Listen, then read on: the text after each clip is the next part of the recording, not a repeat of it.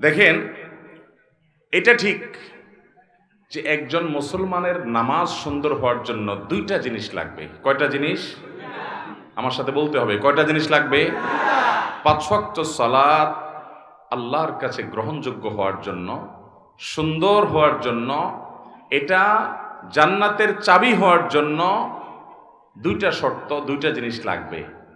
একটাকে বলা হয় খুশু, আর একটাকে বলা হয় খুদু। খুশু মানে হলো নামাজের ভেতর, আর খুজু মানে হলো নামাজের বাহির।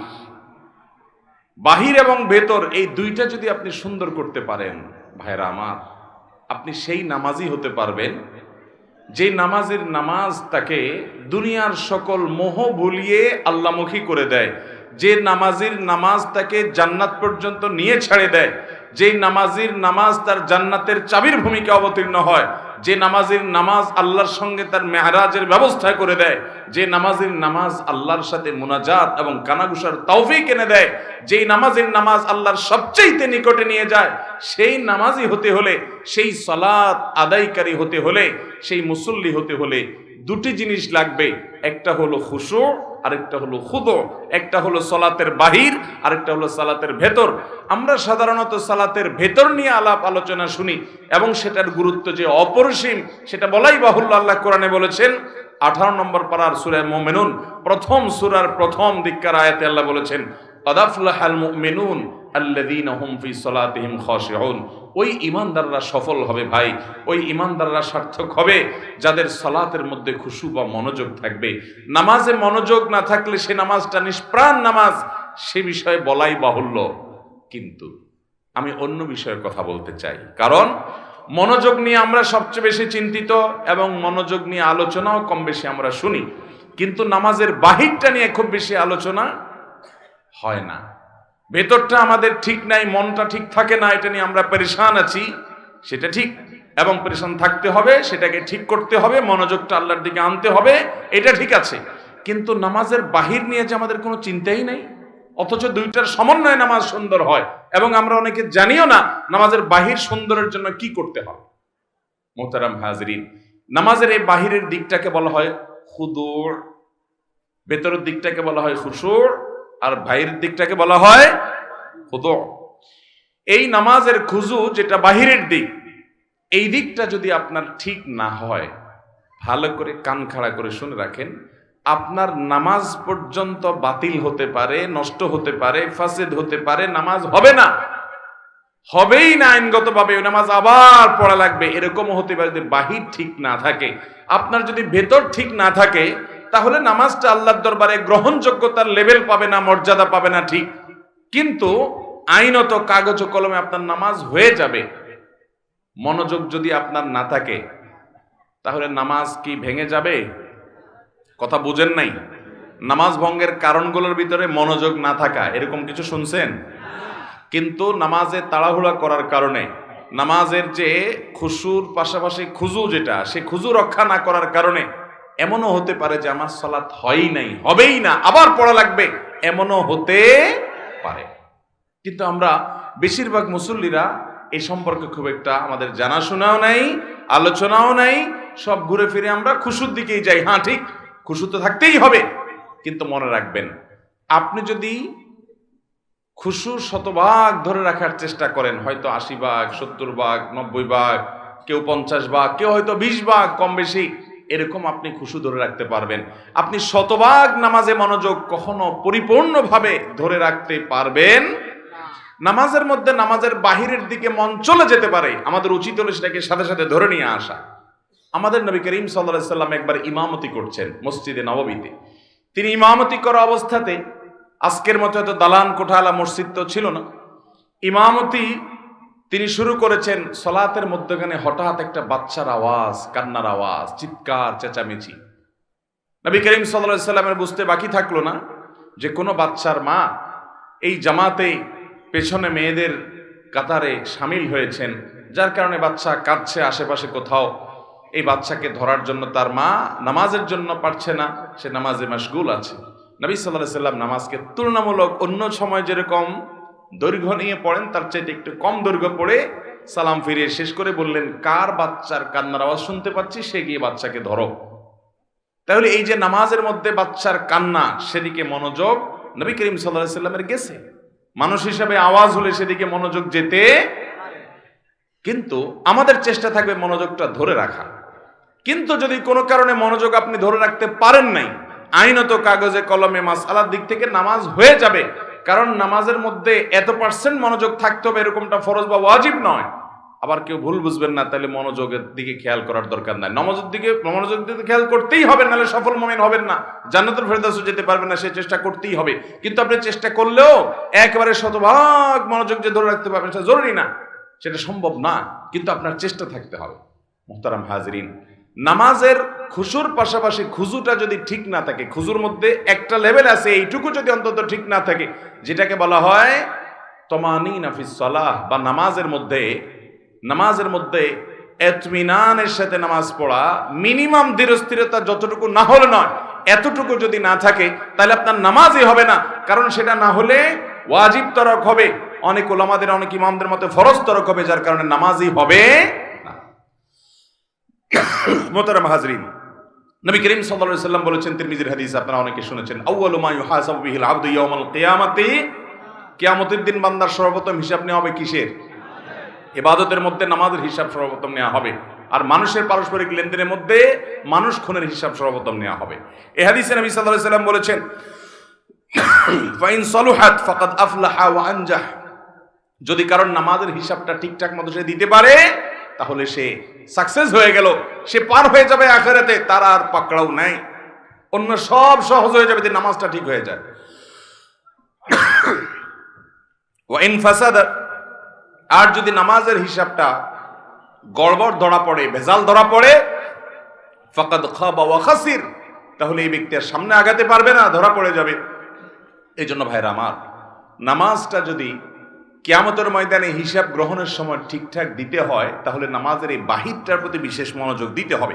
নবী করিম সাল্লাল্লাহু আলাইহি সাল্লাম বুখারীর হাদিসে বলেছেন, সাল্লু কামা রাআইতুমুনি উসাল্লি, তোমরা আমাকে যেভাবে নামাজ পড়তে দেখেছো সেভাবে সালাত আদায় করো। সহিহ মুসলিমের হাদিসে নবী রাসূলুল্লাহ সাল্লাল্লাহু আলাইহি ওয়াসাল্লাম বলেছেন, নবী সাল্লাল্লাহু আলাইহি ওয়াসাল্লাম সম্পর্কে তিনি বলেছেন, তিনি রুকু থেকে যখন উঠতেন, সোজা হয়ে টান খাড়া হওয়া ছাড়া সিজদায় যেতেন না। আবার সিজদা থেকে যখন উঠতেন, সোজা হয়ে টান করে বসে অপেক্ষা করা ছাড়া তিনি সিজদায় পুনরায় যেতেন না। এভাবে তিনি সালাত আদায় করতেন। এবং তিনি বলেছেন, আসওয়াউন নাসি সারিকাতান আল্লাযী ইয়াসরিকু ফি সালাতি, সবচেয়ে নিকৃষ্ট চোর হলো সে যে নামাজের মধ্যে চুরি করে। জিজ্ঞাসা করল, ইয়া রাসূলুল্লাহ, এটা আবার কোন টাইপের চোর? আমরা তো বিভিন্ন চোরের কথা শুনছি, গম চোর, টিন চোর, গরু চোর, বিভিন্ন রকমের চোর আছে, তাই না? নামাজ চোর এটা আবার কোনটা? নবী আলাইহিস সালাম বলেছেন, নামাজ চোর হলো ওই ব্যক্তি যে ব্যক্তি তার রুকু সিজদার ক্ষেত্রে চুরি করে, ঠিক মতো করে না, ঠুসঠাস করে না, কোনো রকম তাড়াহুড়া করে দেয়, এই হলো নামাজ চোর। নবী আলাইহিস সালাম বলেছেন, এই চোর হলো সবচেয়ে নিকৃষ্ট চোর। চোরদের মধ্যে আবার খারাপ চোর নামাজ চোর। এই নামাজ চোর আমাদের এই মজলিসেও বা আমাদের এই স্টেজেও আমরা অনেকেই আসি। আল্লাহ আমাদেরকে বাঁচার তৌফিক দান করুন। আল্লাহর খাতায় নামাজ চোর সহজ কোনো বিষয় না। আপনি 5 ওয়াক্ত নামাজ পড়েন, অথচ আল্লাহর খাতায় আপনি চোর, নিকৃষ্ট চোর, অন্য চোরদের চাইতে জঘন্য চোর। কারণ আপনি নামাজ চুরি করছেন। কিভাবে নামাজ চুরি করছেন? তাহলে একটা ঘটনা শুনেন। নবী করিম সাল্লাল্লাহু আলাইহি ওয়াসাল্লামের একটি প্রসিদ্ধ ঘটনা আছে, বুখারী মুসলিম এক জায়গায় বর্ণনা করেছে। আবু হুরায়রা রাদিয়াল্লাহু তাআলা বর্ণনা করেছেন যে একবার আমাদের নবী করিম সাল্লাল্লাহু আলাইহি ওয়াসাল্লাম মসজিদে এসে প্রবেশ করলেন। তখন একজন সাহাবী এসে মসজিদের ভিতরে সালাতে দাঁড়িয়ে গেলেন। ওই লোকটা নামাজ পড়লেন, নামাজ শেষ করে সালাম ফিরাইয়া নবী করিম সাল্লাল্লাহু আলাইহি ওয়াসাল্লামের কাছে এসে সালাম দিয়ে আসসালামু আলাইকুম বলে তার কাছে আসলেন। নবী সাল্লাল্লাহু আলাইহি ওয়াসাল্লাম তার সালামের জবাব দিলেন। জবাব দিয়ে বললেন, ইরজি ফাসাল্লি ফাইন্নাকা লাম তুসাল্লি, ভাই তুমি যাও আবার নামাজ পড়ো, কারণ তুমি যে নামাজ পড়ছে নামাজ হয় নাই। আল্লাহর বান্দার সাথে সাথে আবার নামাজের নিয়ত করছে, করে আবার নামাজ পড়ছে, একই নামাজ পড়ে এবার আসছে, এসে নবীজির সামনে এসে সালাম দিছে, আসসালামু আলাইকুম ওয়া রাহমাতুল্লাহ। নবী করিম সাল্লাল্লাহু আলাইহি ওয়াসাল্লাম ওয়া আলাইকুম আসসালাম ওয়া রাহমাতুল্লাহ জবাব দিলেন। জবাব দিয়ে বললেন, তুমি আবারও গিয়ে নামাজ পড়ো, কারণ তোমার নামাজ এবারও হয় নাই। বেচারা আবারও গিয়ে নামাজ পড়ছেন, পড়ে এসে আবার সালাম দিলেন। এবারও নবী করিম সাল্লাল্লাহু আলাইহি সাল্লাম জবাব দিয়ে বললেন, এবারও তোমার নামাজ হয় নাই, তোমাকে আবার পড়তে হবে, নামাজ হয় নাই। দেখেন, তখন সে সাহাবী বললেন, ইয়া রাসূলুল্লাহ ওয়াল্লাহি মা উহসিনু গায়রা হাযা, আমি এর চাইতে সুন্দর নামাজ তো আর পড়তে পারি না হে আল্লাহর রাসূল, আমি তো 3 বার পড়লাম, আমি ইচ্ছে ভালো পারি না। ফাআল্লিমনি, আমাকে অনুগ্রহ করে আপনি নামাজটা শিখিয়ে দেন। তখন নবী করিম সাল্লাল্লাহু আলাইহি সাল্লাম বললেন, ঠিক আছে, আসো তোমাকে নামাজ শিখাই। কি শিখাইছেন তাকে বলবো আপনাদের? শুনেন, নবী করিম সাল্লাল্লাহু আলাইহি সাল্লাম তখন বললেন, দেখো, তুমি যখন সালাতের মধ্যে দাঁড়িয়ে কেরাত পড়লে, সুন্দর করে ধীরস্থিরতার সাথে কেরাত পড়লে, সূরা মিলালে খুব ধীরস্থিরতার সাথে, তাড়াহুড়া ছাড়া, এরপর রুকুতে গেলে, রুকুতে গিয়ে তুমি রুকু করবে হাত্তা তাতমাইন্না রাকিআন, তোমার একেবারে মাথা থেকে কোমর পর্যন্ত, পুরো পিঠ সোজা হওয়া পর্যন্ত, পাও সোজা হওয়া পর্যন্ত, রুকুতে গিয়ে স্থির হওয়া পর্যন্ত তোমাকে অপেক্ষা করতে হবে। এরপর তোমার রুকু শুরু হলো, রুকু শেষ, তাসবিহ শেষ, এরপর তুমি আস্তে আস্তে সামি আল্লাহু লিমান হামিদা বলে দাঁড়াবে।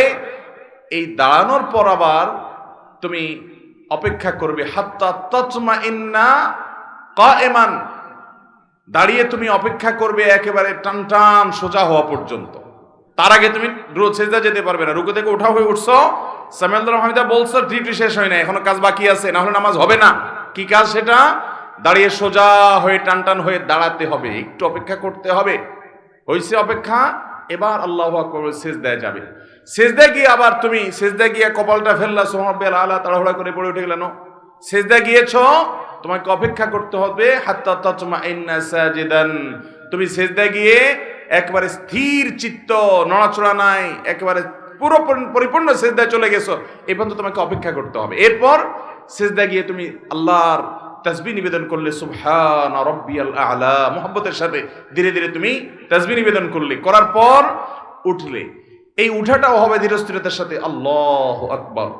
উঠার পর তুমি যখন বসলে, উঠেই আবার চলে গেলে না, এটাকে নবী সাল্লাল্লাহু আলাইহি সাল্লাম বলেছেন, এটা হলো কানাকরিদ্দিক, মোরগ যেরকম আদার খায়, টক টক টক টক করে, রুকু দিলা, সেজদা দিলা, উঠলা গেলা, তাড়াহুড়া করলা, এটা হলো মোরগের ঠোকর দেওয়ার মতো।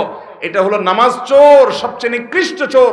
বেশিরভাগ মুসল্লিদের মসজিদে তাকালে দেখবেন, বেশিরভাগ মানুষ আমরা নামাজ চোরে পরিণত হয়েছি। মোহতারাম হাজরিন, যে নামাজের হিসাব না দিলে আপনি সামনে আগাইতেই পারবেন না, এই নামাজটা আপনার সবচেয়ে গুরুত্বের সাথে ঠিক করতে হবে। অন্য সব কিছুর ওয়াজ পরে, আগে নামাজ ঠিক করতে হবে।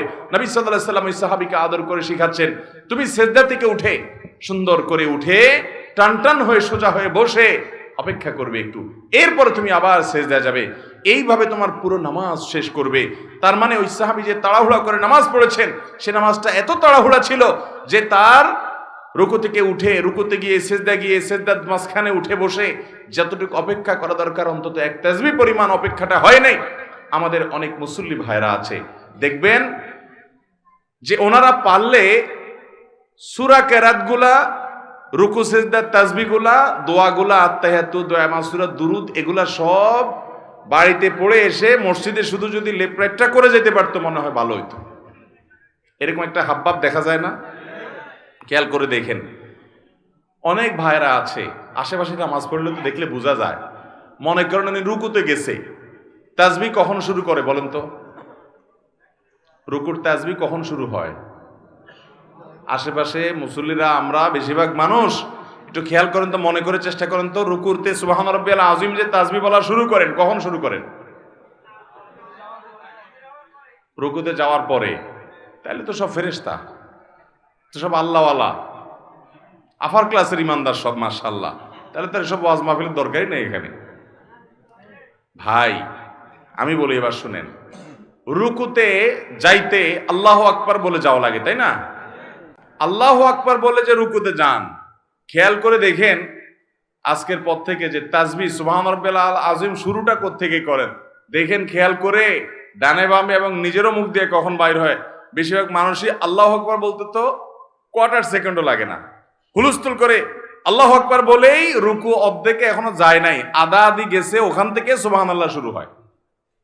এরপরে আবার সুবহান রাব্বিয়াল আযীম, সুবহান রাব্বিয়াল আযীম, সুবহান রাব্বিয়াল আযীম, তৃতীয়বার সুবহান রাব্বিয়াল আযীম, তৃতীয়বার শুরু করে মাথা উঠান শুরু হয়ে যায়। এবার মিলান তো মিলে কিনা দেখেন। তৃতীয়বার তাসবিহ সুবহান রাব্বিয়াল আযীম সুবহানা শুরু করতে করতে কল্লা উঠানো শুরু, ওইটা পথে বাকিটা সারে ফেলায় উঠতে উঠতে, ঠিক না? এটা তো নামাজের কোনো সিস্টেম না ভাই। 99% মানুষ দেখবেন এভাবে নামাজ পড়ে। নবী সাল্লাল্লাহু আলাইহি ওয়াসাল্লাম যে ওই সাহাবীকে শিখাইছেন, আসেন এবার সেটার সাথে মিলাই। সেটার হবে কি, আপনি সূরা কেরাত পড়া শেষ, আমরা সূরা কেরাত পড়া শেষ হলে কথার কথা আপনি সূরা ইখলাস পড়লেন, কুল হুয়াল্লাহু আহাদ আল্লাহুস সামাদ লাম ইয়ালিদ ওয়ালাম ইউলাদ ওয়ালাম ইয়াকুল লাহু কুফুয়ান আহাদ, আল্লাহু আকবার। বিশেষ করে রমজান মাসে তারাবিতে দেখেন হাফেজ সাহেবরা পড়ে, আছে না নাই? শুধু হাফেজ সাহেবদের দূর দিয়ে লাভ নাই, গায়ে হাফেজ সাহেবরাও একই দেখা যায়। উনি হয়তো 30 পারার হাফেজ, আপনি ইখলাসের হাফেজ, সূরা ইখলাসের কুল হুয়াল্লাহর হাফেজ। তো উনি যেরকম 4G গতিতে নামাজ পড়ে, আপনার সূরা ইখলাসও খবর নিয়ে দেখেন বেশিরভাগ 4G গতিতে, কুল হুয়াল্লাহু আহাদ আল্লাহুস সামাদ লাম ইয়ালিদ ওয়ালাম ইউলাদ ওয়ালাম ইয়াকুল লাহু কুফুয়ান আহাদ, আল্লাহু আকবার না, ওয়ালাম ইয়াকুল লাহু কুফুয়ান আহাদ বলার পর একটু দম নিবেন, একটু দম নিবেন, অন্তত কোয়ার্টার সেকেন্ড অপেক্ষা করবেন। এরপরে আমি এখন দাঁড়িয়ে এতক্ষণ আল্লাহর প্রশংসা করেছি, এখন আমি নতজানু হয়ে আল্লাহর প্রশংসা করব, আল্লাহু আকবার বলে তারপর রুকুতে যাব। আস্তে আস্তে রুকুতে চলে গেছেন, হাঁটু ধরে ফেলেছেন, পিঠ থেকে একেবারে মাথা পর্যন্ত সমান হয়ে গেছে, পজিশনে চলে গেছেন। এবার একটু দম নিয়ে শুরু করবেন, সুবহান রাব্বিয়াল আযীম, সুবহান রাব্বিয়াল আযীম, সুবহান রাব্বিয়াল আযীম বলা শেষ, একটু দম নিবেন। এরপরে এবার বলবেন আল্লাহু আকবার বলে উঠবেন, উঠে সোজা হয়ে আবার একটু অপেক্ষা করবেন চুপচাপ। আমাদের এসব টাইম নেই। সামি আল্লাহু লিমান হামিদা, আল্লাহু আকবার, আল্লাহু আকবার, আসসালামু আলাইকুম ওয়া রাহমাতুল্লাহ, মানে 4G না 5G না কত জি গতিতে নামাজ পড়ে আল্লাহ ভালো জানে। সব জায়গায় গতি ভালো, যার নামাজে যত বেশি সময় নেয়। আজকে আপনাদেরকে একটা কথা বলে রাখি, আপনারা যখন মসজিদে যাবেন একটু খেয়াল করেন ভাইরা, যে কোন মুসল্লিটার নামাজের সবচেয়ে বেশি সময় নেয়। আমি খেয়াল করি, আমি প্রায় সময় বলি, আমার 2-1 বন্ধু বান্ধব আছেন জেনারেল শিক্ষিত, আলেম ওলামা না, ওনাদের নামাজ দেখলে, এরকম কয়েকজন আছে তাদের সালাত দেখলে ভাই আমি তাকায় থাকি। আলহামদুলিল্লাহ আমি নিজে আমার সালাত কিতাবপত্রে পড়েছি, মানুষকে পড়াইছি, শিখাইছি, বলছি, কিন্তু দেখছি যে নামাজ কত সুন্দর করা যায়। 4 রাকাত নামাজ পড়তে 15 মিনিট সময়, 20 মিনিট সময় নেয়, এরকম মানুষও আমি দেখেছি। এটা 1 দিন 2 দিনের ঘটনা না, প্রায় প্রতিদিনই এরকম নামাজ পড়ে তারা।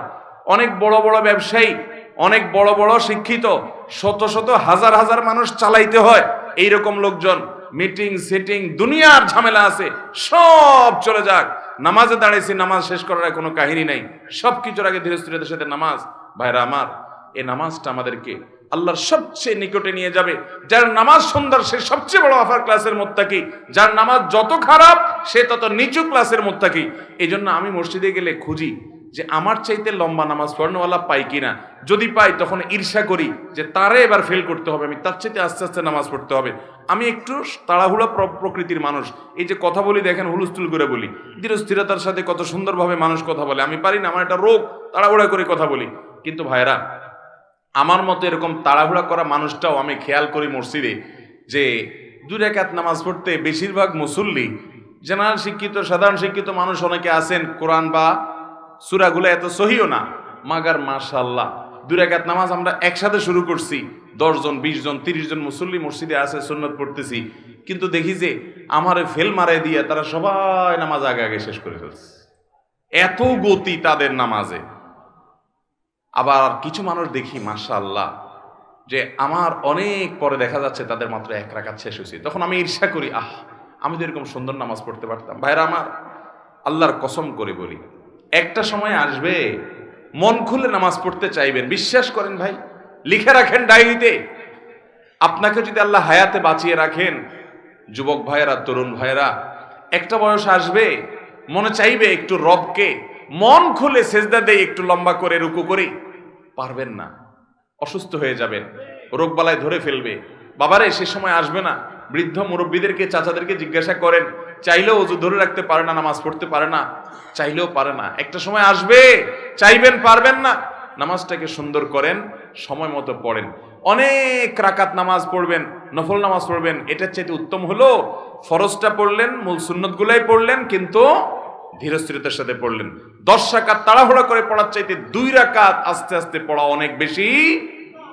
নামাজ সুন্দর করবেন তো ইনশাআল্লাহ? হুযায়ফা ইবনে ইয়ামান রাদিয়াল্লাহু তাআলার একটা হাদিস বুখারীতে বর্ণিত হয়েছে। তিনি এক ব্যক্তিকে দেখলেন খুব তাড়াহুড়া করে নামাজ পড়তেছে। উনি ডাক দিয়েছেন, নবীজি সাহাবী, নবী করিম সাল্লাল্লাহু আলাইহি ওয়াসাল্লাম থেকে নামাজ শিখছে, ডাক দিয়ে বলছে, ভাই তুমি এই যে পড়লা হুলস্থুল করে, এটাই কি তোমার সব সময়ের নামাজ? লোকটা বলছে, হ্যাঁ আমি সব সময় এরকম নামাজই পড়ি, এই গতিতেই পড়ি আমি। তখন তিনি বলছেন, শুনে রাখো, নবী করিম সাল্লাল্লাহু আলাইহি ওয়াসাল্লাম থেকে নামাজ শিখা নবীজির হাতে গড়া সাহাবী বলছেন, শুনে রাখো, এই নামাজ নিয়ে যদি তুমি কবরে যাও, মুহাম্মদ সাল্লাল্লাহু আলাইহি ওয়াসাল্লাম যে দ্বীন দিয়ে পাঠিয়েছেন, মুহাম্মদ সাল্লাল্লাহু আলাইহি ওয়াসাল্লামকে আল্লাহ যে দ্বীন এবং শরীয়ত দিয়ে পাঠিয়েছেন, তোমার মৃত্যু তার শরীয়তের উপর হবে না এই নামাজ নিয়ে কবরে গেলে। তাহলে এবার বুঝেন আমাদের নামাজের অবস্থা কি। নামাজ ঠিক করবো তো ইনশাআল্লাহ? মুহতারাম হাজরিন, নবী করিম সাল্লাল্লাহু আলাইহি সাল্লাম তিনি বলেছেন, ইয়া মাআশারাল মুসলিমিন লা সালাতা লিমান লা ইউকিমু সুলবাহু ফির রুকুই ওয়াস সুজুদ, যে রুকু সিজদাতে তার পিঠ সোজা করে না, ঠিকমতো করে না, সময় দেয় না, এই ব্যক্তির নামাজ হবে না। ইবনে মাজার হাদিস, নবী করিম সাল্লাল্লাহু আলাইহি সাল্লাম নির্দেশ করেছেন, আতিমুর রুকু ওয়াস সুজুদ, তোমরা রুকু সিজদাকে ঠিকমতো করো। ভাইরা আমার, ইকামাতুস সালাহ, নামাজকে সুন্দর করে ঠিকমতো আদায় করা, নিয়মিত করা, প্রতিষ্ঠিত করা, এর একটি অর্থ এটাও যে যথাযথভাবে হক আদায় করে নামাজ পড়া। আল্লাহ তাআলা আমাদেরকে ধীরস্থিরতার সাথে নামাজ আদায় করার তৌফিক দান করুন। ভাইরা আমার, এবার আসুন মূল কথা, মনোযোগ দিয়ে ধরে রাখতে পারেন না। আমি আমার নিজের অভিজ্ঞতার কথা বলি আপনাদেরকে, এবং নামাজের মনোযোগ ধরে রাখার জন্য সিনিয়র উলামায়ে কেরাম যেসব পরামর্শ দিয়েছেন তমল থেকে একটা এটাও, আপনি নামাজের মধ্যে টাইম বেশি দেন, তাড়াহুড়া না করে ধীরস্থিরতার সাথে সালাত আদায় করেন, দেখবেন নামাজে মনোযোগ অটোমেটিক আসছে ইনশাআল্লাহ। আপনার 4 রাকাত নামাজে কথার কথা সবসময় 4 মিনিট সময় লাগে। আপনি পরিকল্পনা করেন যে আমি 8 মিনিটের আগে নামাজ শেষ করব না, দেখবেন আপনার নামাজ কি সুন্দর হয়। আমি এরকম এক ভাইকে দেখছি যে 4 রাকাত নামাজে 10-15 মিনিটের নিচে শেষ হয় না। আমি জিজ্ঞেস করলাম, ভাই এত লম্বা কি নামাজ পড়েন আপনি বলেন তো? উনি আমাকে বললেন, ভাই শয়তানের সাথে তো কুলায় উঠতে পারি না, সে আমাদের দেখেন নামাজে যাতে মনোযোগ নষ্ট হয়, এই জন্য দেখবেন যার কথা জীবনে মনে হয় নাই, নামাজে দাঁড়াইলে দেখবেন তার কথা মনে হয়ে গেছে। যেই কথা আকথা কুকথা আপনার মনে সব সাধারণ কোনো সময় হয় না, নামাজে দাঁড়াইছেন দেখছেন সব হয়ে গেছে। কারণ ইবলিস তখন আপনার খেদমত শুরু করে দেয়, বলে যে হযরত আপনার এখন এই যে এই কথাটা মনে রাখা উচিত, ওই যে ওই জায়গায় ওইটা না ভুলে গেছেন, এই যে স্মরণ করে দিলাম, দেখবেন সব মনে করাই দিছে। কারণ আল্লাহ কোরআনে বলেছেন, আকিমিস সালাতা লিযিকরি, তোমরা আমার স্মরণের জন্য নামাজ পড়ো। আমাদের নামাজে আল্লাহর স্মরণ ছাড়া আর সবকিছু স্মরণ হয়, আল্লাহর স্মরণ ছাড়া আর সবকিছু স্মরণ হয়। নামাজে মনোযোগ যদি আপনি ধরে রাখতে চান, তো পরীক্ষিত আমল হলো সময় ডিউরেশন বাড়িয়ে দেন। 4 রাকাত নামাজে 15 মিনিট সময় লাগিয়ে দেন। ওই যে ভাইয়ের কথা বলছিলাম যে লম্বা সময় নামাজ পড়ে, আমি একদিন জিজ্ঞেস করলাম, ভাই আপনার 4 রাকাত নামাজে একদিন 2 দিন না, প্রতিদিন একই অবস্থা দেখি, 15 মিনিট 20 মিনিট সময় লাগান। আমার অফিসে একবার উনি বেড়াইতে আসলেন, আমরা সুহরের পরে সুন্নত পড়ে চলে আসছি, মিটিং আছে, উনি দেখে নামাজ পড়তে পড়তে শেষ না। আমি বললাম, ভাই অনেক নামাজ পড়ছেন না? কই না, ওই 2 রাকাত সুন্নতিতে পড়ছি। তো 2 রাকাত সুন্নত তো আমরাও পড়লাম, আমাদের যদি 5 মিনিট 7 মিনিট লাগে, আপনার 15 মিনিট কেমনে লাগে? উনি বলল, ভাই দুনিয়াদার মানুষ, অনেক ব্যবসা বাণিজ্য আছে, শত শত লোক চালাইতে হয়, বিভিন্ন দিক মাথা চলে যায়, তো শয়তান তো নামাজে মনোযোগ নষ্ট করতে চায়, এই জন্য আমি শয়তানের সাথে কুস্তাকুস্তি করি নামাজের মধ্যে। আরে শয়তানের মধ্যে সাথে কুস্তাকুস্তি আবার কেমনে করে নামাজের মধ্যে? কুস্তাকুস্তি করলে নামাজ হবে নাকি? বলে যে কুস্তাকুস্তির সিস্টেমটা হলো এই, আমি যখন নামাজে দাঁড়াই, সূরা ফাতিহা অন্য সূরা পড়ি, তখন শয়তান আমারে ইরানে, তুরানে, কোকাব শহরে, অমুক জায়গায় তমুক জায়গায় চিপায়, এর ভিতরে ওর ভিতরে, এর পিছনে ওর পিছনে যত আকতা কুকতা সব মনে করে দেয়। তখন আমি কুলে উঠতে পারি না, আল্লাহর কথা স্মরণ আসে না। আমিও তেড়ামি করি, পরিপূর্ণ আল্লাহর দিকে মনোযোগ আসার আগ পর্যন্ত তেলাওয়াত চলতে থাকবে। সূরায়ে আপনার ফিল পড়া হয়ে গেছে, এবার লীলা পড়া গেছে, আড়াই তালে যে পড়া গেছে এনা তাই না, কিন্তু আমি রুকুতে যাব না যতক্ষণ পর্যন্ত আমার মন নামাজের দিকে না আসবে। উনি বলে যে আমি যখন এইভাবে সূরা বাড়াইতে থাকি যে ডিউরেশন বাড়াইতে থাকি, তখন এবার দেখা যায় ইবলিসে আমার মনরে এদিকে দিক নেওয়া ছেড়ে দেয়, দিয়া বলে যে তো লস প্রজেক্টের পিছনে মেহনত করলে তো সূরা আরো বেশি বেশি পড়ে সব বেশি বাড়ায় ফেলবে, এর মনোযোগ তাড়াতাড়ি নামাজের দিকে দিয়ে দেয় যাতে তাড়াতাড়ি রুকুতে যায়। এরপর আমি রুকুতে যাই, রুকুতে গেলে তারপর সুবহান রাব্বিল আযীম পড়ি, সুবহান রাব্বিল আযীম পড়ি, সুবহান রাব্বিল আযীম পড়ি, না মন অন্যদিক চলে গেছে, বলি না সুবহান রাব্বিল আযীম তোর জন্য 30 বার পড়বো, আধা ঘন্টা ধরে পড়বো, মাগার আমি কল্লা উঠাবো না, উপরে পিঠ তুলবো না, যতক্ষণ পর্যন্ত আমার আল্লাহর কথা পরিপূর্ণ মনে না আসবে। আমি তেড়ামি করি, শয়তানের সাথে কুস্তাকুস্তি চলে। এবার শুরু করি আমি সুবহান রাব্বিল আযীম, শয়তান তখন চিন্তা করে হায় হায় রে, এ তো এতবার তাসবিহ পড়ে পড়ে তো সওয়াবের পাহাড় করে ফেলতেছে, তাড়াতাড়ি করে তার কুমন্ত্রণা দেওয়া ছেড়ে দেওয়া, শয়তান দেখা যায় আমারে ছেড়ে দেয়, আল্লাহর দিকে পরিপূর্ণ মনোযোগ হওয়ার আগ পর্যন্ত আমি সোজা হই না, তেড়ামি করে পড়ে থাকি। এরপরে যখন সব শেষ দেখি যে না মনোযোগ পুরো আল্লাহর দিকে গেছে, নিজে স্যাটিসফাইড হওয়ার আগ পর্যন্ত আমি রুকুতে থাকি, এরপরে মাথা সোজা করি। এইভাবে একটা একটা করে রুকুন শেষ করি। আমার অনেক সময় লাগে, কারণ পুরো নামাজে আমি লড়াই করি ওই ইবলিসের সাথে, ওই লড়াই করতে করতে কুস্তাকুস্তি করতে অনেক সময় লাগে। আল্লাহু আকবার, সুবহানাল্লাহ। এরে বলে নামাজ। ভাইরা আমার, নামাজটাকে সুন্দর করবো তো ইনশাআল্লাহ। ধীরস্থিরতার সাথে নামাজ পড়বেন কে কে বলেন? হাত তোলেন। আল্লাহ আমাদের সব হাতগুলোকে আপনি কবুল করে নেন। আল্লাহ আমাদেরকে সুন্দর করে নামাজ পড়ার তৌফিক দান করেন। আল্লাহ আমাদেরকে নামাজ কায়েমকারী বানায় দেন। আল্লাহ আমাদেরকে সহি সলত ভাবে খুশু খুশুর সাথে নামাজ পড়ার তৌফিক দান করেন। আল্লাহ যে নামাজ জান্নাতুল ফেরদাউসে নিয়ে যাবে সেই নামাজ পড়ার তৌফিক দান করেন। আত্মামান জাযাকুমুল্লাহু খায়রা ওয়া আখিরু দাওয়ানা আলহামদুলিল্লাহি রাব্বিল আলামিন। সবাই নিয়ত করছি তো ইনশাআল্লাহ? সবাই নিয়ত করছি তো? নামাজে মনোযোগ দিয়ে পড়বেন তো ইনশাআল্লাহ? এবং মনোযোগ ধরে রাখার জন্য ধীরস্থিরতার সাথে আস্তে আস্তে নামাজ পড়ার কোনো বিকল্প, তুফান মিল মার্কা নামাজ পড়বেন। আখিরাতে যেয়ে দেখবেন, কিয়ামতে দেখবেন সব বাতিল, ফাজআলনাহু হাবাআম মানসুরা। দেখবেন যে কোনো নামাজ কবুল হয় নাই। আজকে থেকে তওবা করেন, তাড়াহুড়া করে কোনো নামাজ পড়বো ধীরে ধীরে আস্তে আস্তে নামাজ পড়বেন, চেষ্টা করবেন তো ইনশাআল্লাহ? আমি নিজের সাথে লড়াই করি ভাই সব সময়, যে নামাজটা যেন তাড়াহুড়া না হয়। আল্লাহ আমাদের সবাইকে সংশোধন করার তৌফিক দান করুন।